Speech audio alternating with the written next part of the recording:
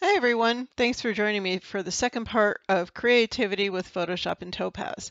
When I recorded the first webinar, we ran a little short of time to finish the last couple projects, so I wanted to go ahead and record those for you so that you can work with them along with the notes that were available for the website.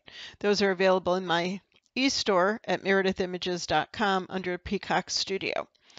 So let's go ahead and close our slide. And this is the image we're going to start with today.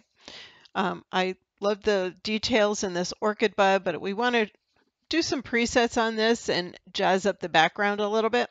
So the first thing I want to do, of course, is copy my background layer, and I use the keyboard shortcut Control J. And we're going to go up to our filter and take it into Topaz Studio. And the first thing I want to do is run AI Clear. Remember, AI Clear does clarity, detail, and denoise all in one process. And 99% of the time, the default presets are going to be what I work with. So we can see that if I click on this, you can see that's the before, that's the after. It's pulled out some more detail in these little hairs here. And I'm actually going to do something that I don't normally do, and I'm going to run AI Clear a second time. So we can close that control panel. I'm going to go back to my filters. I'm going to run AI Clear again because I really want to make those little hairs pop.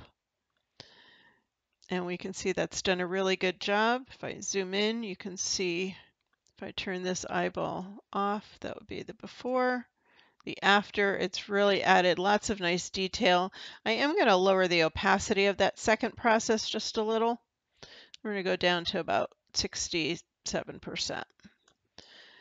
Okay, and I'm going to say OK to go back to my Photoshop.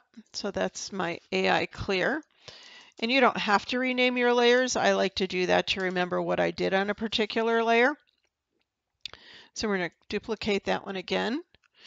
And now we're going to go in and do some healing and cloning. And I wanted to get rid of this darker area behind the bud here.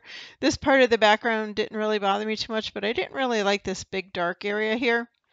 So you just go through and using either the clone tool or the healing brush, kind of a mixture of the two, just work on that. And I'm going to go with an even softer brush. Let's see if we're all the way. Oh, it is down to a soft brush, so we may have to go a little bit bigger.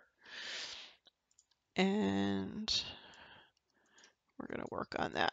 So as to not take too much time here on the webinar, I actually have this image prepared all the way through this step. So we're going to go switch over to this one, and you can see how I've healed and cloned around the edges of this bud to bring in some more greens. So I want to now create a merged layer of all of these before I go back over to Photoshop. So I don't want to flatten it. I want to keep my different layers, but I just want to create a merged layer at the top. And the keyboard shortcut for that on a PC is Control, Alt, Shift, and the letter E. And I did demonstrate this in one of the projects in the first part of the webinar. And you can remember that I usually label this either as merged, or if you remember Control, Alt, Shift, E, the word case will actually remind you that that is what you did there. So now we're going to go ahead. I'm going to actually duplicate that layer because I want to keep that merged one intact, and go over to our studio. And I'm going to apply a couple of what are now called looks. Used to be called presets, so I still have a habit of saying presets, but now they are looks. So I'm going to go ahead and add a look. And because I know the name of this, I'm just going to search for it. And the first one is called Summer Dawn. If I can type, that would be a good thing. So actually, this is the one I want. So we're going to finish letting that load up here. When we hit the apply button, it's actually going to open the control panel and give us all of the different functions that are contained within that preset.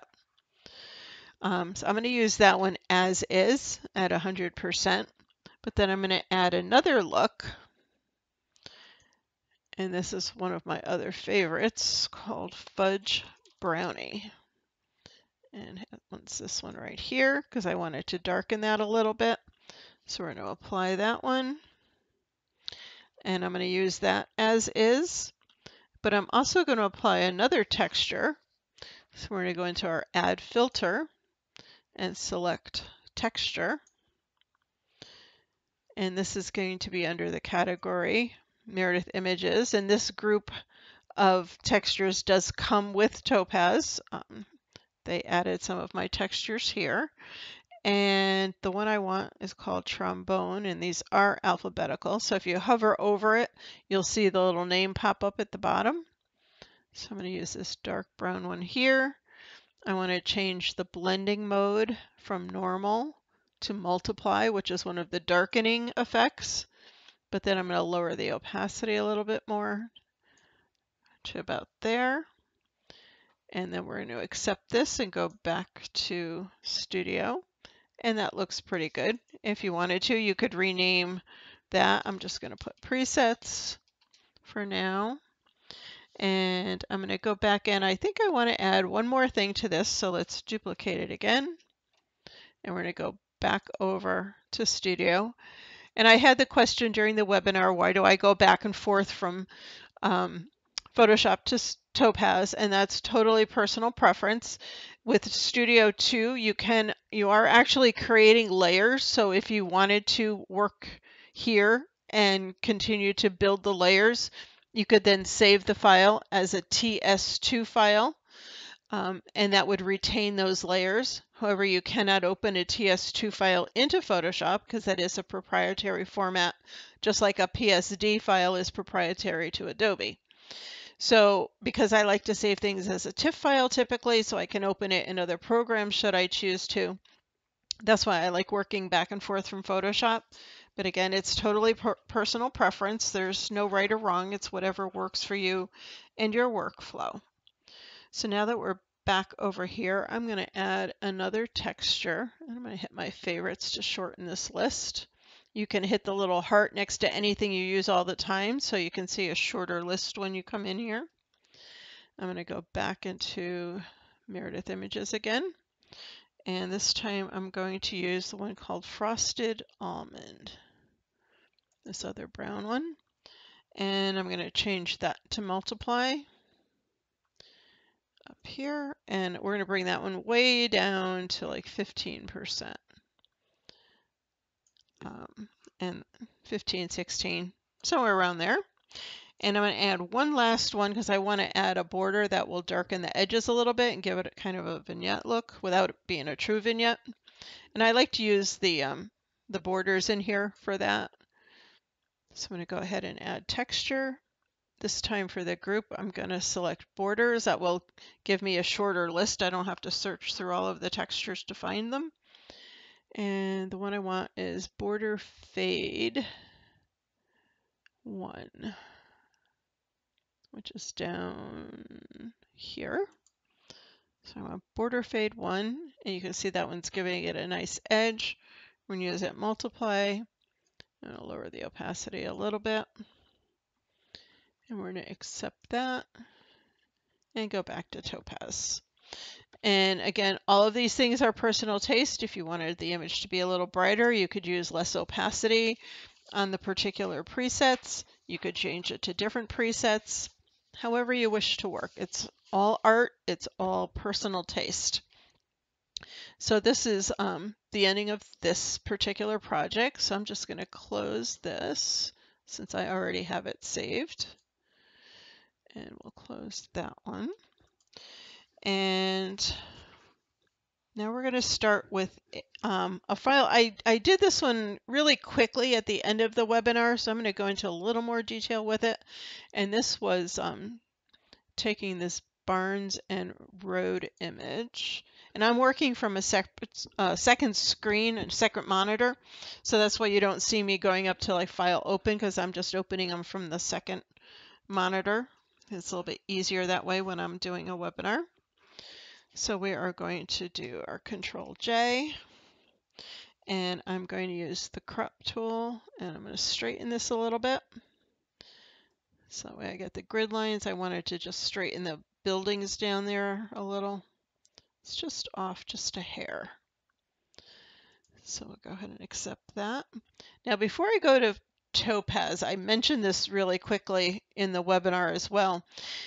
It's kind of a quirk between Photoshop and Topaz. If I go into Studio now, and I'll demonstrate this again in case you didn't see it before. So we're going to go to our Studio 2. If I've done any kind of cropping or straightening in Photoshop and then go directly to Studio, Studio does not recognize that crop. So that's why you see these transparent edges here with the checkerboard, because I straightened the image. So the way we can get around that, let's go back over to Photoshop, is because I have the duplicate layer, if we flatten that layer and then reduplicate it, now when we go over to Studio, it will see that we have completed that cropping or straightening, and it won't give us those weird edges. So the first thing I want to do here, of course, is my AI clear. And this is an unedited image, so we are going to do all of our corrections here. I didn't do anything to this one in Lightroom. It's a straight out of the camera shot. So we have our AI clear, and then I'm going to open up the basic adjustments. And I just wanted to up the saturation a hair, so we're going to go about 0.10. And then I wanted to do some brightness and contrast. Let's go to my full list.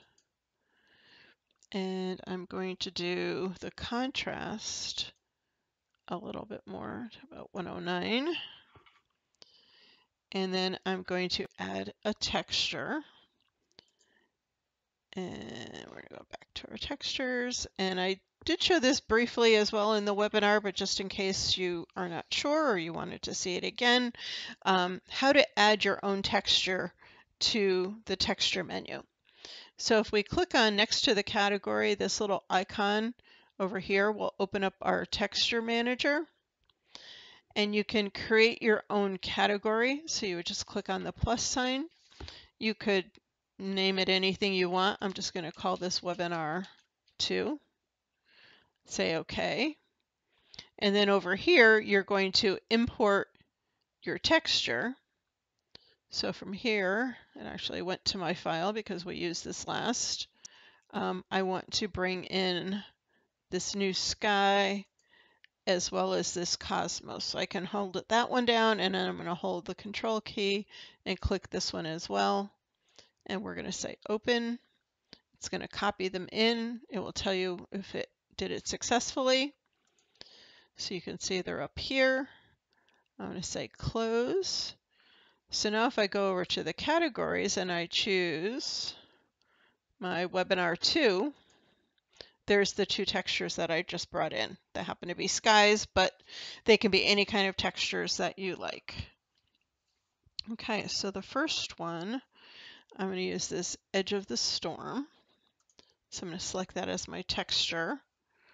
I'm going to change my blending mode to darken and the opacity to 82%. I really wanted to add some drama to this sky.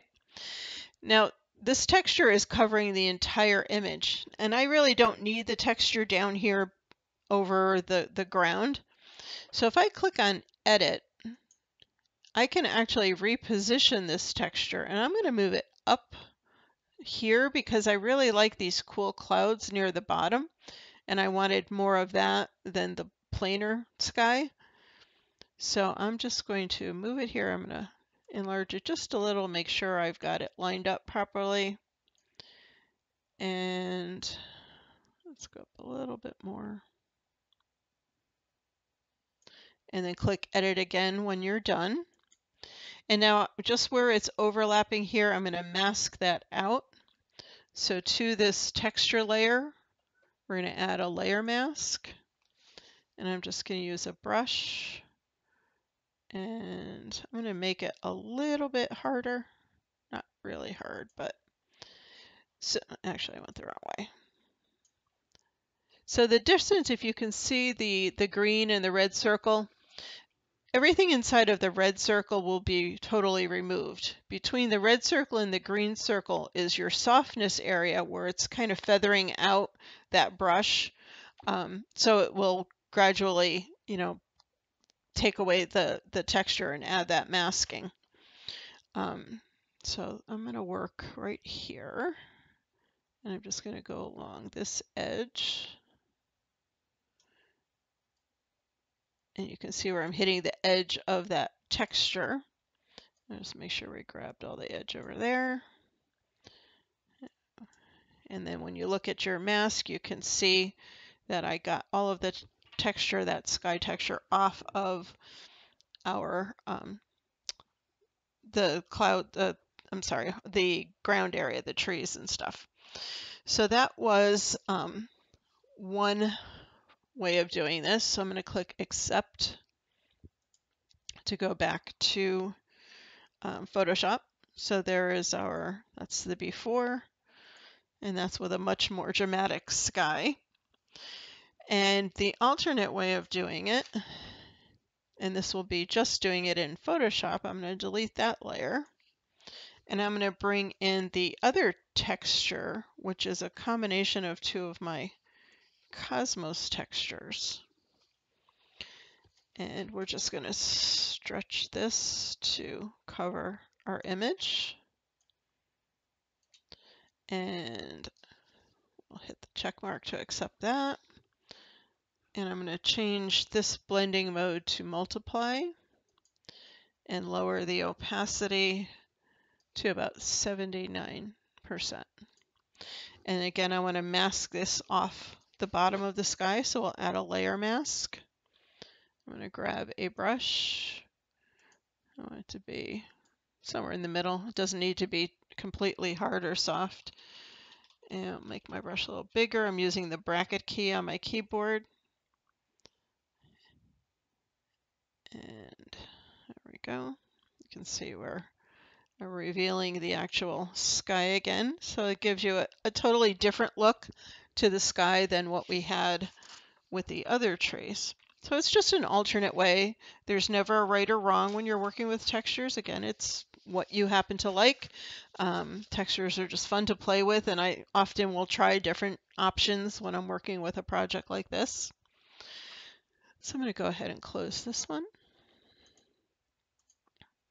And then the last one I want to do, you can see I've been working on some new bird brushes for you. That'll also be coming up pretty soon. I'm going to work on this goldfinch image. This was in the backyard of our house when we were still in Connecticut a couple of summers ago. This one I've done some basic Lightroom editing on. So I'm going to go ahead and duplicate that layer. And I'm going to go into Studio.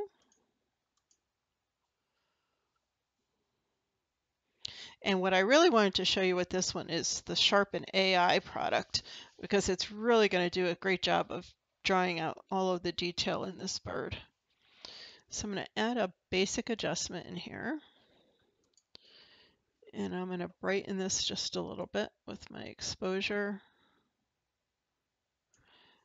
I'm going to open up the shadows a little bit.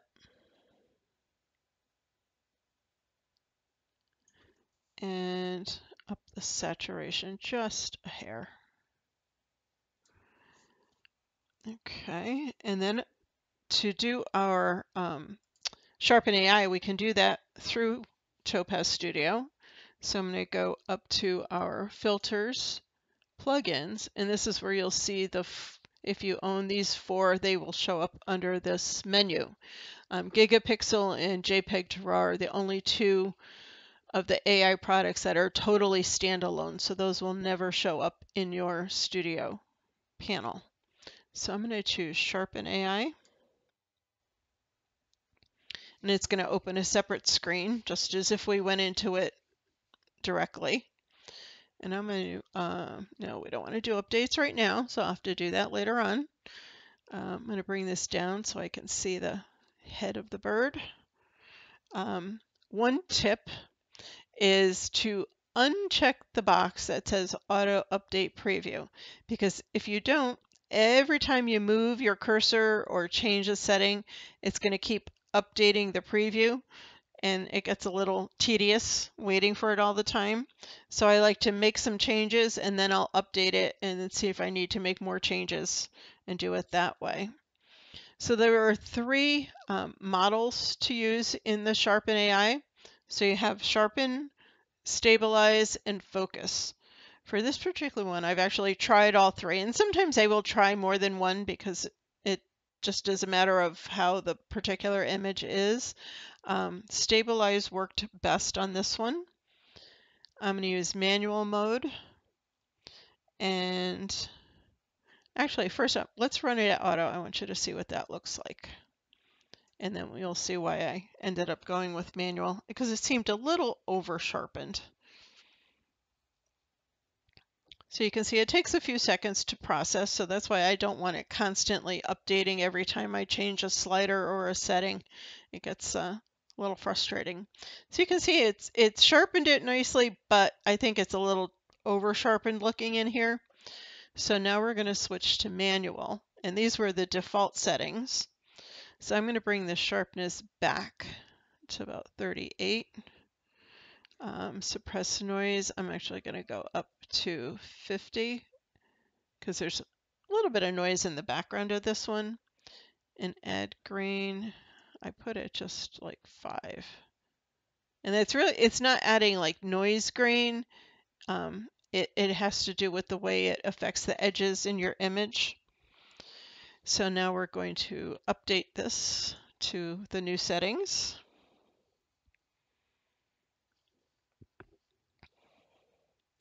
And then I'm going to do a split view so you can see the before and after. All right, so that looks a lot better. So here's the before, and see, I would have to re-update it again. So that's why we're going to go to the view first. So let's go up here and do our split view. And now we can see, here's our before, and there's the after. So you can see the noise in the background is now gone. It's nicely sharpened the feathers without getting overly sharpened. If you look in here, I think it did a really good job with this image. And if you wanted to, you could move this around and check all of the areas of your image. See, even in the shadows, it's did a pretty good job with the denoising of that. So I'm happy with that. So I'm going to say apply.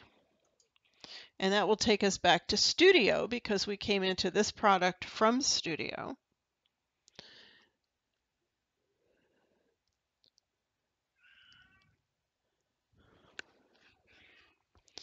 And it's take a few seconds to process. You can also add a mask if there's a masking function here if you wanted to not add the mask to part of the image.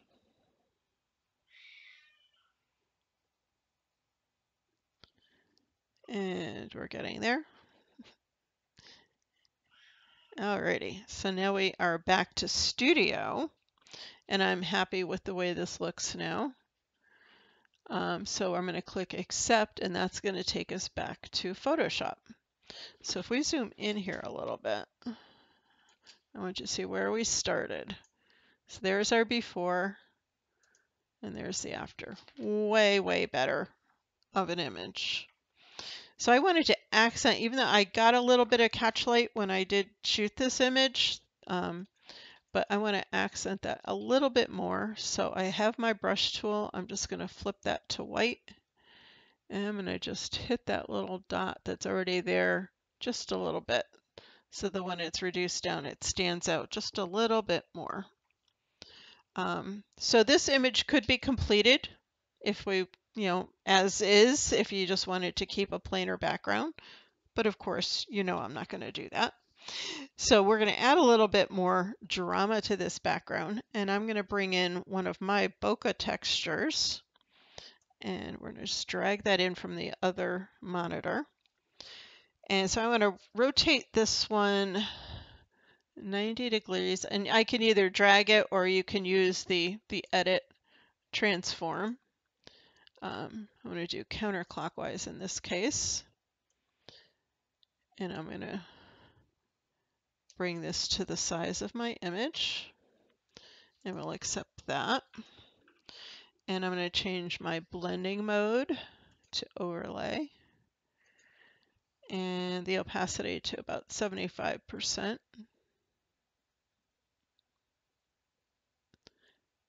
That looks good. And I didn't really like the way this one circle happened to be, but just right behind his tail. So I'm going to actually flip this texture now vertically. So let's go to Edit, Transform, and we're going to flip vertical.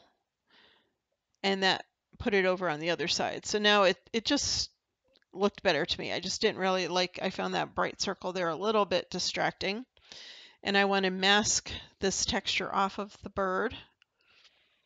So we're going to, let me flip my notes here so I make sure I'm giving you the right directions. All right, so we are going to add our layer mask.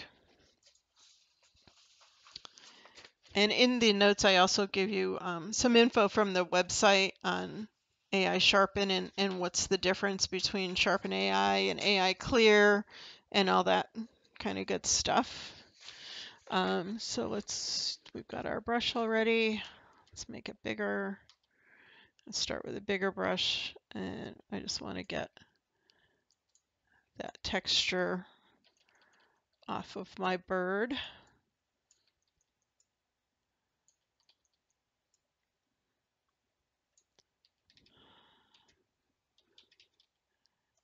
And that gives you the idea. So I would obviously be a little more neat with that, and I would come down and grab the feathers here.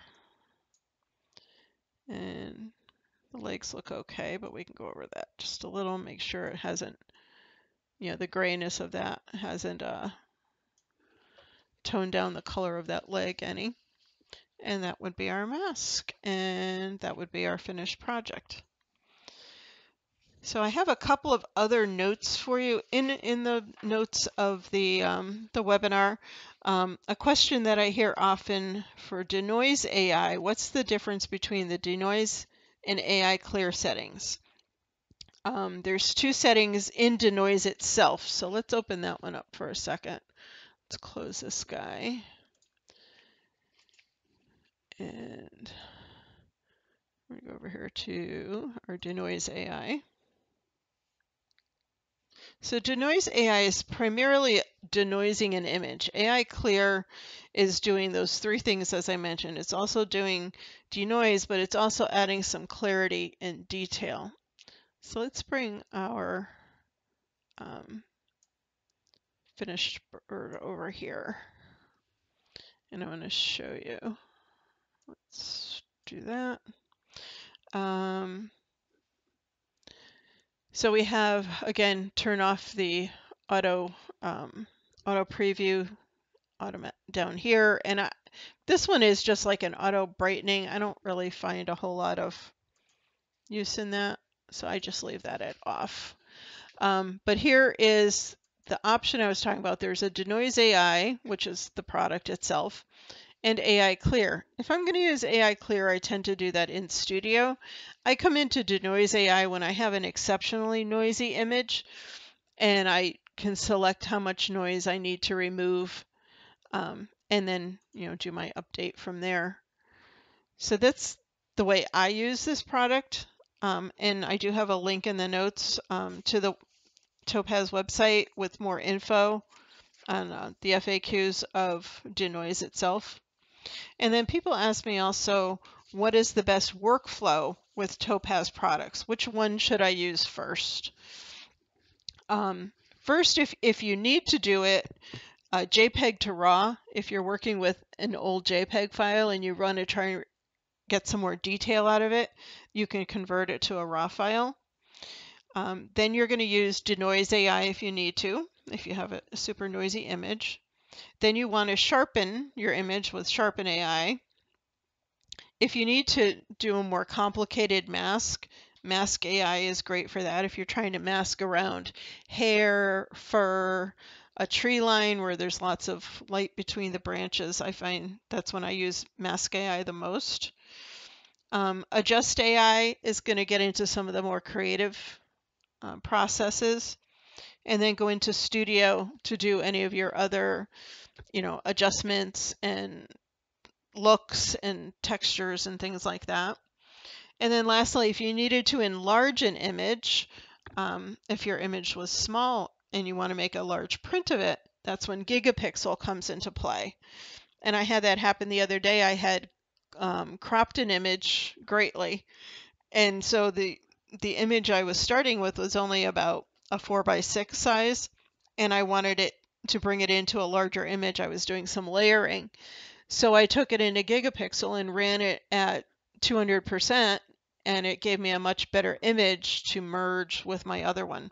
But I also use it often when I'm going to get a print made if my original is too small and I don't want to, try and upsize it in Photoshop. That usually does not work very well. So that's when I bring it in to Gigapixel and do it that way. And then they do have lots of stuff on the website, on the Topaz site, at the help.topazlabs.com. There's videos, there's a blog, there's forums, and there's tabs for each product with quick answers. So you can find a lot more information there as well. I hope this helped finish off and round out our webinar. I am planning another one very soon, so stay tuned to the blog. If you're already subscribing, I'm sure you are, because that's probably how you heard about this one. So stay tuned, and the new date will be announced very, very soon. And I look forward to talking with you all again. Feel free to email anytime with questions, comments, if you'd like to share an image.